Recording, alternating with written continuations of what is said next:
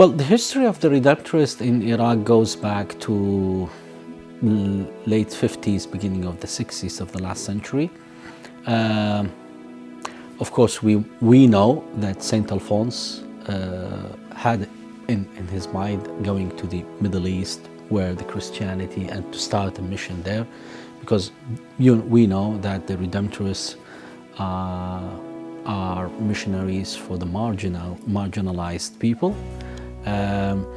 However, in the late 50s, the late Patriarch, Paulus Sheikho, the Chaldean Patriarch, asked the Redemptorists to come and help in spreading the good news in the marginalized and forgotten villages in the northeast of Syria, and then from there to Iraq, to Aqra, to places where really there was a need. And we know, and everyone knows, that the vocation and the call and the charisma of the Redemptorists is to respond to wherever there is a pastoral need, wherever there is a the poorness there. I wanted to join the Redemptorists, and they said, no, we can't take someone from the seminary, local seminary, to a Redemptorist mission. I was ordained in 1993 to the Chaldean Church as a priest, doing my compulsory military service. Then I renewed my request, and here we are. The response was, yes, we could accept you. And then I went to Ireland, did my novitiate there, and went back to Iraq in late 1999, and started the work with the Redemptorists in Baghdad, and then continued until 2010. I was elected the Chaldean Archbishop of Erbil.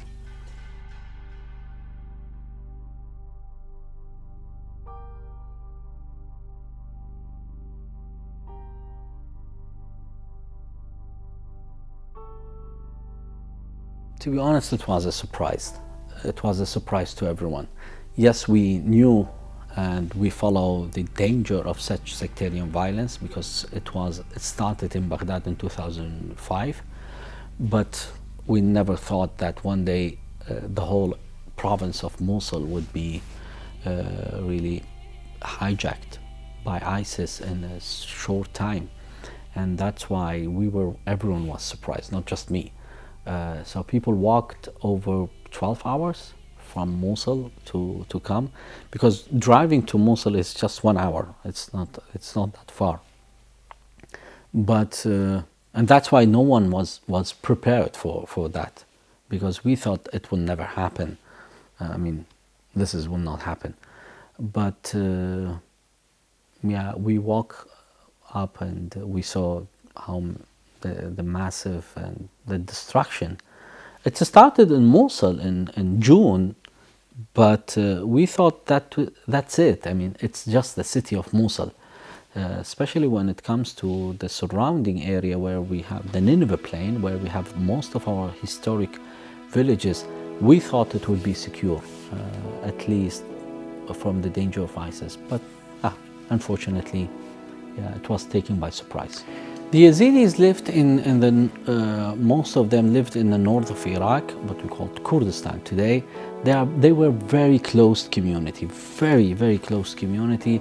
Their beliefs is a mixture of Zoroastrian, Christian, and Islam. And Jewish. They took elements of all of these religions and lived closely and quite enclosed community. Some of the people mistakenly, they thought that the Yazidis would adore or worship devil, which is not true. Most of them would be saying, no, avoid devil, avoid evilness, and don't come closer to it. Recently, they've been more open to and started to really introduce themselves and their culture, and they say, no, we do believe in Allah, do believe in two ways, good and evil of life. There are certain rules. Still, there are lots of things to be said and open, and I think some of the people get interested in their religion and their culture and try to show that. Unfortunately, they've suffered a genocide in 2014 when ISIS attacked them, because they are not the people of the book, Jewish and Christians, according to Islam. So they were subject to enslavements and killing. They don't believe. They thought. I mean, those ISIS came with this idea. Those people worship devil. So they were really killed. The men were killed. Women were enslaved, and still a lots of women are missing up today. So, yeah, they've suffered a lot. That's why we as a Christians and people, in Kurdistan have sympathized a lot with them, and we try whenever we found Yazidi families among the displaced families within the diocese.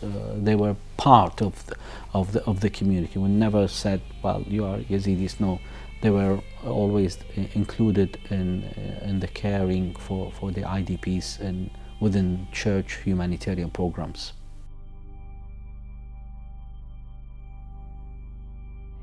Those who went to the mountain in the Sinjar, they were near the area north of Kurdistan called Duhok. They were near that part of the Kurd. So then they were stuck there, but then there was a humanitarian road was open to them to camps in Duhok. But there were some hundreds of families living in area of Bashiqa. They were able to walk to Erbil.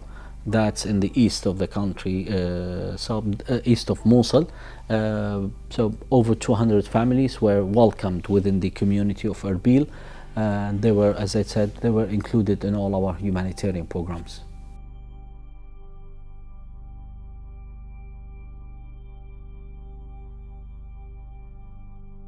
It's their needs. There are people in need. That's it. You don't ask who you are, where you come from, what you believe. You need something. You need a help that I could do it for you, and with me you will get help from other communities, and that's what happened. Those who approached my cathedral and my churches, 80% of them, they were not Chaldeans. They were still Christians, but from different rites. Syriac Catholic, Syriac Orthodox. They were Muslims, Sunnis, they were Yazidis. Once they are in need, that's it. You don't have to ask, okay, where you are from, Chaldean? Okay, get in. No, that was never. Not for me, not for my young people and my people who helped me, helping them. No one at all have asked. In fact, during 3 years of helping and working all of these humanitarian programs, whether it was housing, school, medical help, and food program, 70% were not Chaldeans, only 12% were Chaldeans, but the majority were Syrian Catholic, Syrian Orthodox, Yazidis, and then Chaldeans. So the people, the person, he is in need, oh, she is in need, that's it. That's the most important issue that we also take care of them. I would say the phenomena of ISIS have made it possible for us to speak openly and directly and honestly with Islamic scholars.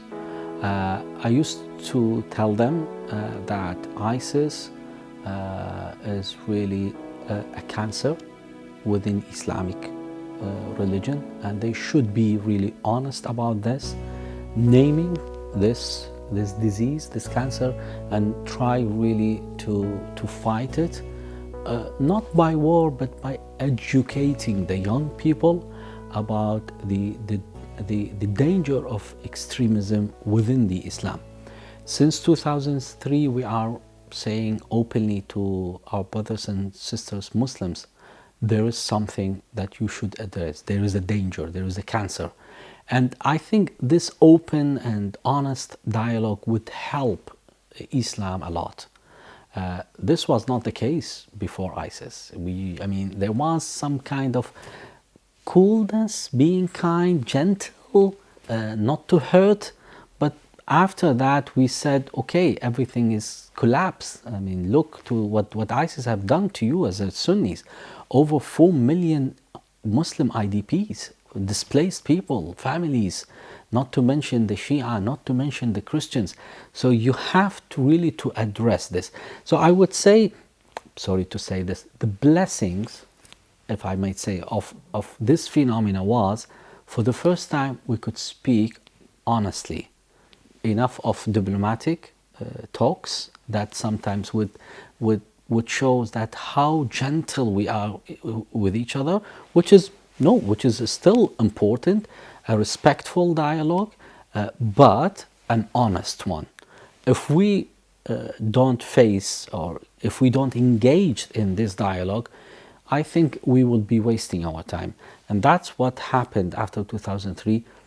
Being honest with our brothers and sisters Muslims, really to take the challenge and to face this cancer, and try to really have a long-term treatment. It's not about just cutting, but no, it's a treatment where lots of young people, they do need to be educated about the danger of being extremist in a way that they live their religion. During the time of war and dispute and violence, the mission of the Redemptors would be to go out and listen and watch and observe the needs and try to understand what would be the response. I would say it would be mistaken to go with an agenda, to go with concept. No, the first thing to do is just to be ready for that mission, to go, be ready to listen, to watch, to observe, and reflect with God and ask what should be done.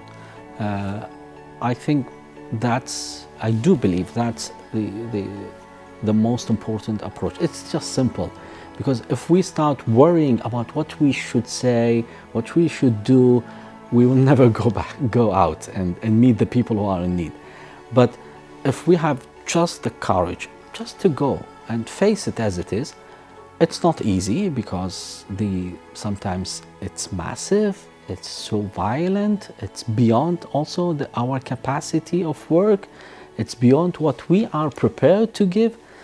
If we think and we start from this position, we'll never be a Redemptorist, we'll never be even a Christian.